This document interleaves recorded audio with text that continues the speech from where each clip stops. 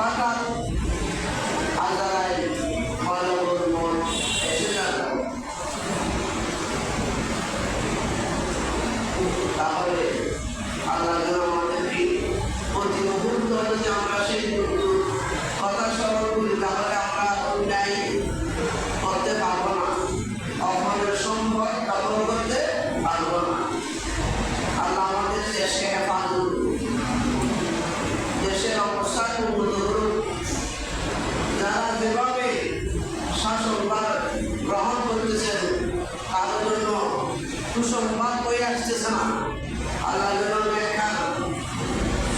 শাসক দেশের মধ্যে এসে দেশ সমাজ এলাকা আল্লাহ তাদের মধ্যে দেশপ্রেম ভালোবাসা আল্লাহ মৃত্যুর ভয় তাদের আসে, তারা কোনো সময় অপরের সম্পদ, দেশের সম্পদ, রাষ্ট্রীয় সম্পদ বিনষ্ট করতে পারবে না, অর্থমাচার করতে পারবে না। আমরা সবাইকে আজকের কুরবান মধ্যে একটা হাদিসের পাঠ রাসূল করিম সাল্লাল্লাহু আলাইহি ওয়াসাল্লাম হাদিসের পাঠ এসেছে, ওয়াজাবিল হাদিসিশ শরীফ আনিন নবী সাল্লাল্লাহু আলাইহি ওয়াসাল্লাম ক্বালা সায়াতি জামানুন আলা উম্মতি তাকুনু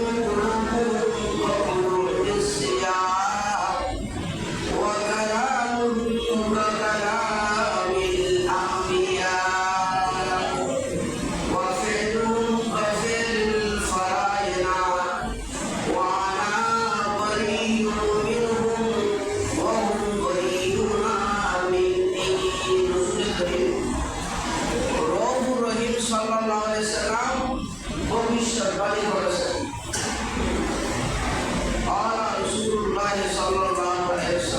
এটা আছে উদ্ধার জানা নাইটে নবাদ আলাইহির রহমা উপস্থাপন করেছেন। সায়াতি জামান ওসিরে সায়াতি জামানু আলা উম্মতি ওসিরে আমার উম্মতের সামনে এমন এক যুগ আসবে।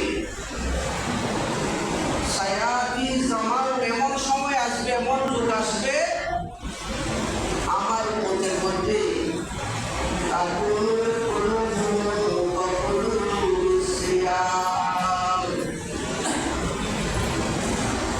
এমন লোক অন্তার মুখের ভাষা অন্তরের কথা এখানে না। অনেক সময় সুন্দর সুন্দর কথা বলে, ওয়াজ করে, অনেক উপদেশ দেয়, এমন লোক আছে অন্তর বড় খারাপ, যা উপদেশ দেয় অন্তরের মধ্যে না নাই। এমন লোক আসবে সায়াতি জামানু উম্মতি আমার উম্মতের মধ্যে এমন সময় অতিবাহিত হবে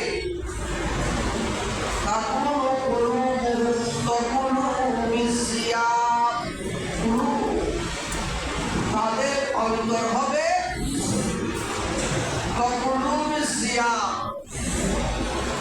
বাঘের অন্তরের মতো, হিংস্র প্রাণীর মতো। এমন হিংস্র প্রাণী মানব পরিণত হয়েছে, মানুষ হত্যা করতেছেন, যান ধ্বংস করতেছেন, সম্পদ ধ্বংস করতেছেন, কিন্তু কথা কিন্তু পারা কথা শুনলে বড় মনে হয়েছে দেশপ্রেমিক, তার সে দেশপ্রেমিকা কেউ নাই। তাদের কলব এমন সময় আসবে, এমন জমানা আসবে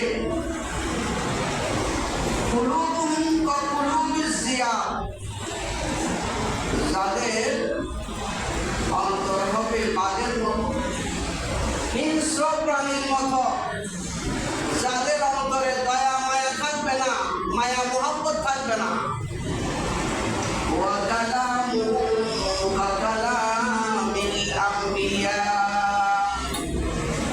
যাদের কথাবার্তা হবে নবীদের মতো। এমন লোক আছে নামাজ আদায় করে কিন্তু সুদের কাজ সার্ভাই করে, মানুষের সম্পদ বিনষ্ট করে, বড় ইবাদতি কথাবার্তা দেখে বলতে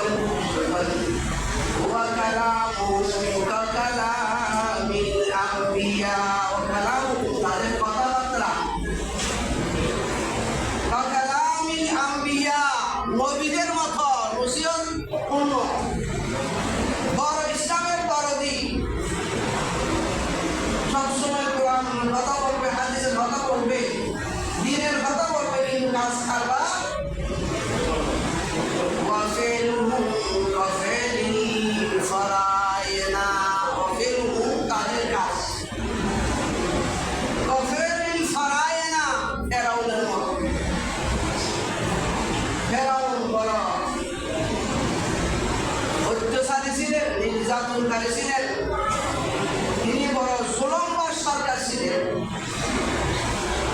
ফেরাউনের অত্যাচার থেকে অনেকে রক্ষা পায় নাই। এমন লোক থাকবে, এমন সময় আসবে আর তাদের কথাবার্তা হবে নবীদের মতো, কাজ করবে কিসের মতো? এমন স্বভাবের লোক যদি তোমরা দেখো,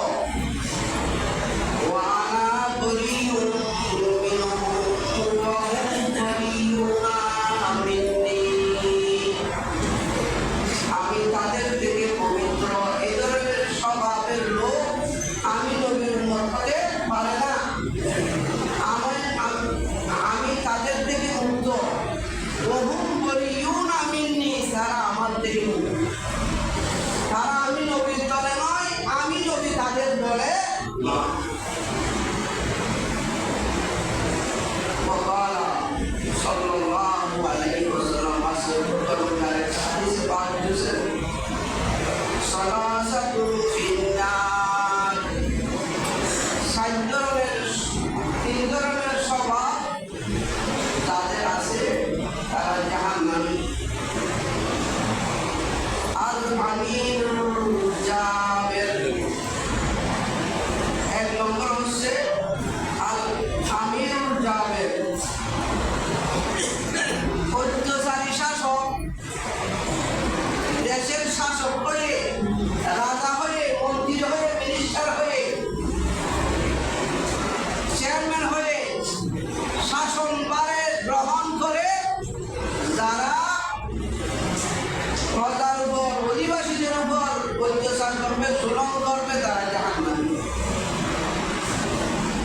আল আমিরুল জাবের, যাদেরকে আল্লাহ শাসনভার দিয়েছে, শাসন ক্ষমতা দিয়েছে, শাসক হিসেবে সেই আসনে আসীন হয়েছে, সে বড় আমানতদারিতা হওয়া তার উচিত ছিল, কিন্তু বিপরীত সে আমানতদারিতা তার মধ্যে নাই। সে খেয়ানত করতেছে, দেশের সম্পদ ধ্বংস করতেছে, দেশের মানুষের উপর জুলুম করতেছে। এমন লোক যদি কোনো দেশের এলাকার শাসক হয়, সে লোক জাহান্নামী। সে লোককে আল্লাহ যেন আমাদের যে পদে আছে, আল্লাহ ন্যায় নীতির উপর থাকা তৌফিক দান করুন।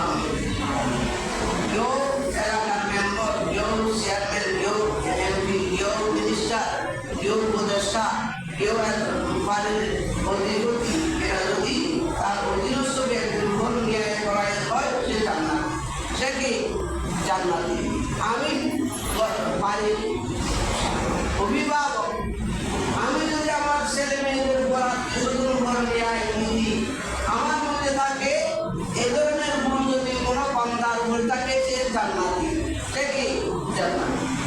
আমি শাসক হয়ে যদি আমি অন্যায় অবিচার যত প্রকার হতে পারে সব যদি আমার দ্বারা সংগঠিত হয়, রাসূল করিম সাল্লাল্লাহু আলাইহি ওয়াসাল্লাম তাদেরকে আমাদের ভবিষ্যৎবাণী দিয়েছে আল আমিরুল জাবের, এই অত্যাচারী শাসক জাহান্নামী। ওয়াল আলিমুল কাসাব, যাদেরকে আল্লাহ জ্ঞান দিয়েছেন, বিবেক দিয়েছেন, বুদ্ধি দিয়েছেন, জ্ঞান দিয়েছেন, তারা জ্ঞানী হয়ে যদি মিথ্যার আশ্রয় নিয়ে মিথ্যা কথা বলে, জেনে শুনে জ্ঞানী লোকেরাও যদি মিথ্যার অন্যায়ের আশ্রয় নিয়ে মিথ্যা কথা বলে, তারাও জাহান্নামী। আমি জানি এটা মিথ্যা, আমি জেনে বুঝে আমি মিথ্যা সাক্ষী দিয়েছি, মিথ্যা শপথ করতেছি, মিথ্যার উপর আমি অটল, তাহলে আমি যত বড় জ্ঞানী হই না কেন, তাহলে এ ধরনের স্বভাবের লোক জাহান্নামী।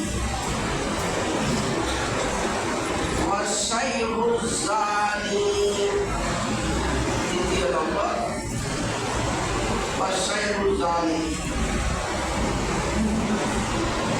বৃদ্ধ বেবিচারী, বয়স্ক লোক, যারা বয়স্ক হওয়ার পরও বেবিচারে জানাই অন্যায়ের মধ্যে লিপ্ত হয়ে যায়, তারা জাহান্নামী। তারা কি? তারা আমাদেরকে, সমাজকে, এলাকাকে, দেশকে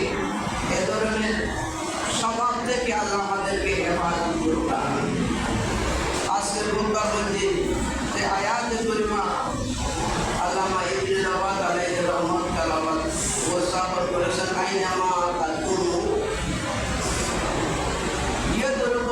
ইয়াদরুকুমুল মাউত, তোমরা যেখানেই থাকো না কেন কিন্তু তোমাদেরকে পেয়ে যাবে।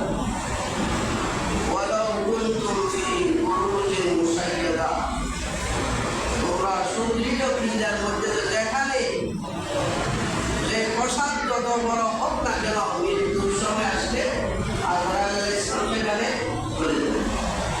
সুতরাং আমরা গত সপ্তাহে অনেক আপনজন আমাদের কাছে ছিল, আমরা পত্রিকায় বিভিন্ন মিডিয়ায় আমরা দেখেছি অনেকের জায়গার মধ্যে অ্যাক্সিডেন্ট অনেক বেড়েছে, চোখে দেখতেছি অ্যাক্সিডেন্ট আমার সামনে লোক মারা গেছে। কতজন লোক আল্লাহ আমাদেরকে কত নিরাপদ রেখেছে, এটা শুকরিয়া আল্লাহ যেন আমাদেরকে নিরাপদে ইবাদত করার তৌফিক দান করুন। মানুষ যখন মারা যায়,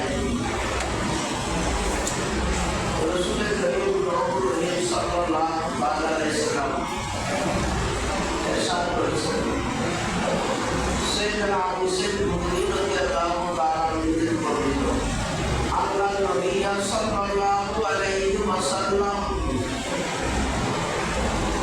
ইন্নাল মাইয়াতা ইয়ারু মায়ুগাসসিলুহু ওয়া ইয়াহমিলুহু ওয়া মায়ুকাফফিরুহু ইউদায়্যিরুহু ফি গুফরাতিহি। মানুষ মারা গেলে আমাদের কাজ করছে আপনজনের কাপড়ের ব্যবস্থা করা।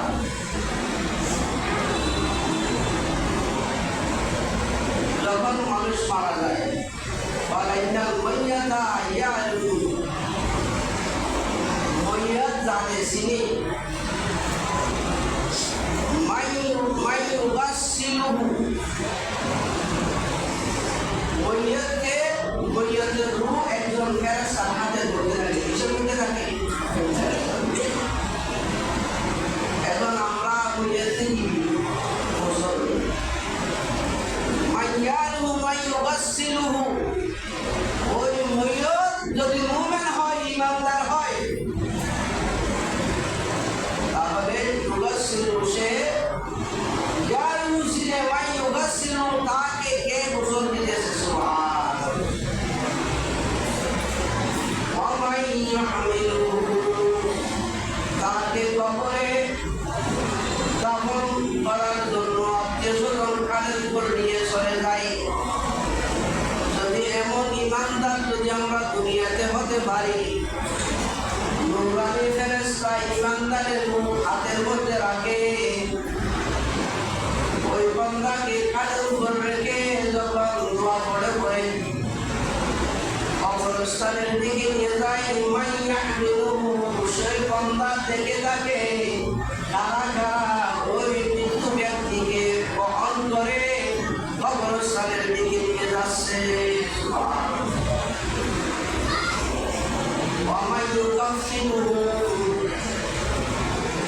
মানুষ মারা গেলে আমরা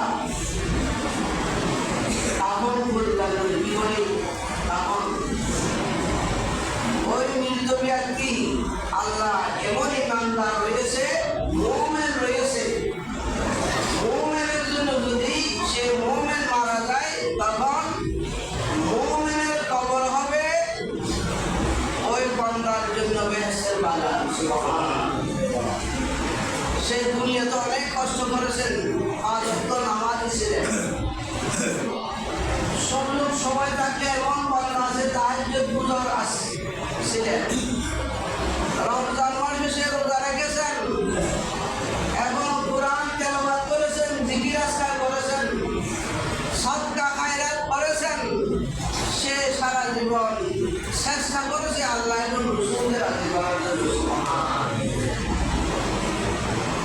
তখন ওই বান্দা যখন মারা যাবে, সে আল্লাহ তাকে এমন ফেরেশতাদের হাতে ওই ইমানদারের রূহ রাখা হবে,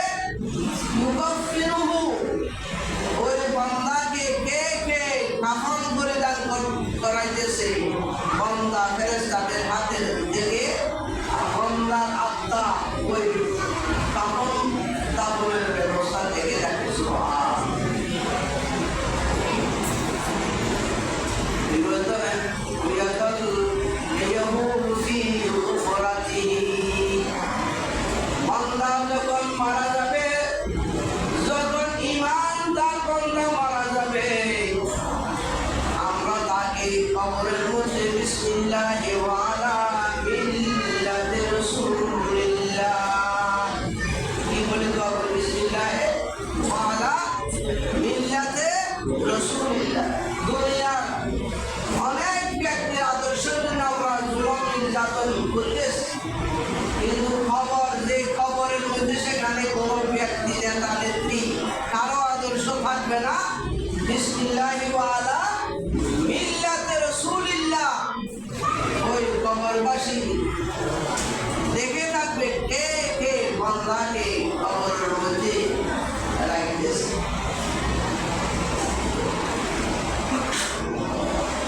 وعن عمرو بن دينار قال ما من ميت يموت إلا روحه في يد ملك। কোনো মানুষ যদি মারা যায়, ইমানদার মারা গেলে তখন তার রূহ ফেরেশতাদের হাতে যায়। ইয়ানজুরু ইলা জাসদিহি কাইফা ইউসালু। ওই ইমানদার বান্দা যখন ফেরেশতাদের হাতে তার রূহ থাকবে, সে জেগে থাকবে কাইফা ইউসালু, তাকে কিভাবে গোসল করানো হচ্ছে, ওয়া কাইফা ইউফানু, তাকে কিভাবে কাফন করানো হচ্ছে, ওয়া কাইফা ইয়ামশি বিহি, ওই বান্দাকে কারা কারা কাঁধে নিয়ে কবরে নিয়ে যাচ্ছে, ওই মুমিন বান্দা দেখে থাকে। সুবহানাল্লাহ। يقال له وهو على سرير يسمع سلام الناس عليك। ইমানদার সে সারা জিন্দেগি মানুষের ভালোর জন্য চেষ্টা করেছেন, সমাজের কথা করেছেন, মানুষের সাথে হক হালালের জিন্দেগি করেছেন, 5 ওয়াক্ত নামাজ আদায় করেছেন। সে বান্দা যখন মারা যাওয়ার পরে বান্দা ওই বান্দার প্রশংসা করে। সুবহানাল্লাহ। যদি ভালো মানুষ হয়, নেককার হয়, অন্তর থেকে প্রশংসা এসে যাবে। এমনি শরীয়তের মশালা হচ্ছে কোনো মানুষ মারা গেলে তার জীবনে কি কি বাধা কর্ম সে করেছে, সে বাধা নিয়ে আলোচনা করা। বাধা নিয়ে সে ফেরেশতা নয়, সে দেবে বুঝে অনেক অন্যায় করেছে, অপরাধ করেছে, এখন সে আমার থেকে ছিঁড়ে বিদায় হয়ে গেছে। সে এমন জায়গার যাত্রী, সে জীবনও আর আমার সাথে তার এই দুনিয়াতে সাক্ষাৎ হবে না। আমার অন্তরে যদি ওই মৃত্যু ব্যক্তির কোনো বিদ্বেষ হিংসা থাকে, ইমানদার মুমিন হিসেবে আমার দায়িত্ব সেই হিংসা বিদ্বেষ ছেড়ে আল্লাহ যেন ওই গুনাহগার হলেও তাকে ক্ষমা করে দে, পাপী হলেও যেন তাকে ক্ষমা করে দে। আল্লাহ যেন তার প্রশংসা করে, আল্লাহ যেন কোনো উসিলা হলেও আল্লাহ ওই বান্দাকে আল্লাহ কি করে দে, ক্ষমা করে দে। ইউকালু লাহু ওয়া হুয়া আলা সরির, যখন ওই মৃত ব্যক্তিকে খাটের উপর রাখা হয়, তখন আসমান ফেরেশতারা বলে, এই মুমিন বান্দা বন্ধনী এসমা, তুমি শুনো, এসমা সালাম নাস আলাইকা। দেখো দেখো, দুনিয়ার মধ্যে তুমি নামাজ ছিলা, রোজাদার ছিলা, হক হালালের জিন্দেগি করেছো, তোমার প্রতিবেশী, তোমার এলাকাবাসী সবাই তোমার প্রশংসা করেছে। সুবহানাল্লাহ। আল্লাহ যেন আমাদেরকে সেই এই দুনিয়াতে আমাদের চলে যেতে হবে। আল্লাহ যেন আমাদেরকে প্রতিটা মুহূর্তে, প্রতিটা নিঃশ্বাস গুনাহ, রাসূলুল্লাহ সাল্লাল্লাহু আলাইহি ওয়াসাল্লামের কাছ থেকে এক সাহাবী জিজ্ঞেস করলেন, ইয়া রাসূলুল্লাহ আনিল বিররি ওয়াল ইসমি, গুনাহ কাকে বলে, পুণ্য কাকে বলে? তুমি গতকাল ক্লাসে এখানে পড়াইছি, গুনাহ কাকে বলে?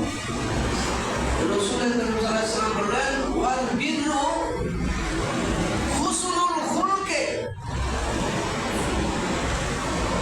পুণ্য বলা হয়, নেক বলা হয়, সওয়াবের কাজ বলা হয়। হুসনুল খুলক উত্তম চরিত্র,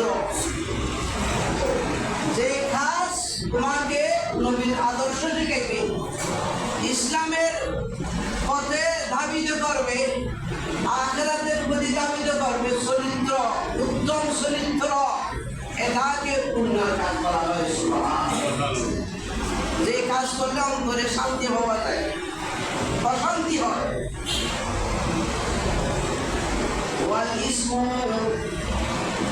মা আতা সদরাকা, রাসূল করিম রহিম সাল্লাল্লাহু তাআলা আলাইহি সাল্লাম সাহাবাকে বললেন, ওয়াল ইসমু গুনার কাজ হচ্ছে মা আতা সদরাকা, এমন কাজকে গুনাহ বলা হয় যে কাজ করলে তোমার অন্তরে খারাপ এসে যায়, খারাপ লাগে, অন্তরে ওয়াসওয়াসা আসে, আমি এই কাজ করেছি, এটা পালা করি নাই, নিজের সাক্ষী নিজে দে, আমি কাজটা পালা করি নাই, অন্তরের মধ্যে খারাপ লাগে, অশান্তি আসে না, সবসময় দুর্বলতা প্রভাব পায়, আমি এই কাজটা পালা করি নাই। যে গুনার কাজ হচ্ছে ওই কাজটা, যে কাজ করলে তোমার অন্তর তোমাকে বলবে তুমি কাজটা পালা করো নাই। গুনার কাজ করছি নাই, করছি বাড়ি উঠে যাই, কর্কট ভাষা ব্যবহার করেছি, কর্কশ ভাষা এটাও বলো, ভদ্র ভাষা কর্কট ভাষা।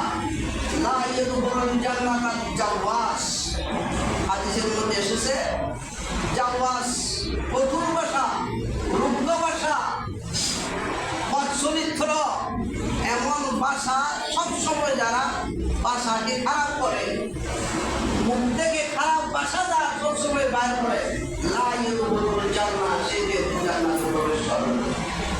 মুমিনের আদর্শ হচ্ছে সে আল্লাহ যেন আমাদেরকে যতটুকু সম্ভব মানুষের সাথে সামাজিকতা করার ক্ষেত্রে অনেকের সাথে আমাদের আচার ব্যবহার হয়, আল্লাহ যেন আমাদেরকে সৎ আচরণ করার তৌফিক দান করুন। গুনার কাজ হচ্ছে এমন কাজকে বলিস কারাদা আইয়াত্তালা বিহিন নাস, এমন কাজ, এমন অন্যায় কাজ তুমি আমি করে ফেললাম, যেটা আইয়াত্তালা কারাদা তুমি অপছন্দ করো, আইয়াত্তালা বিহিন নাস, যে আমি যে কাজটা করছি এটা মানুষের কাছে প্রকাশ হওয়া, তুমি যে কাজটা করছো সেটা মানুষের কাছে প্রকাশ হওয়া তুমি পছন্দ করো না। অন্যায় ওঠা যেটা তুমি নিজেও পছন্দ করো না, এমন কাজ আমি করলাম আপনি করলেন, এটাকে গুনার কাজ বলা হয়। আল্লাহ এ ধরনের এমন অন্যায় যেগুলো আমার অন্তরেও আমার বিপক্ষে সাক্ষী দিবে, মানুষ জানক এটাও চাইবে না, এ ধরনের কাজকে কিসের কাজ বলা হয়? গুনার কাজ। আল্লাহ এ ধরনের গুনার কাজ থেকে আল্লাহ আমাদেরকে হেফাজত করুন। হযরত কাতাদা আনাসের বর্ণিত قال رسول الله صلى الله عليه وسلم إن العبد إذا وضع في قبره وتولى وساقه إن العبد যখন পুরো বান্দাকে উদিয়া ফি কবরে, কবরের মধ্যে রাখা হয়, পুরো বান্দাকে কোথায় রাখা হয়? কবরের মধ্যে। ওয়াতাওয়াল্লা ওয়াসহাবু, তাকে কবরে মাটি দেওয়ার পরে তার প্রতিবেশী আপনজন কবর থেকে বেরিয়ে আসে। ওয়াইন্নাহু লায়াসমাউ বারানিয়ানিহিম, সে যদি মুমিন হয়, ইমানদার হয়, বান্দা কবর তাকে কবরে রাখার পর ফিরে এসেছেন, সে তার জুতার আওয়াজ পর্যন্ত মুমিন বান্দা শুনতে থাকে। সুবহানাল্লাহ। একজন মুমিনকে আল্লাহ এত ক্ষমতা দিয়েছে, যদি মুমিন হিসেবে, ইমানদার হিসেবে আল্লাহ আমাদেরকে এই দুনিয়ার আখিরি নিঃশ্বাস আল্লাহ ত্যাগ করার তৌফিক দান করুন। কবরে যাওয়ার সাথে সাথে ইমানদারের হওয়ার বৃদ্ধি হয়ে যাবে। কবরে থাকা অবস্থায় কারা কারা জিয়ারত করতেছে, কারা কারা তার পাশে গেছে, কবরের মাটি দিয়ে কারা কারা এসেছে, জুতার আওয়াজ পর্যন্ত ইমানদার মুমিন কবরে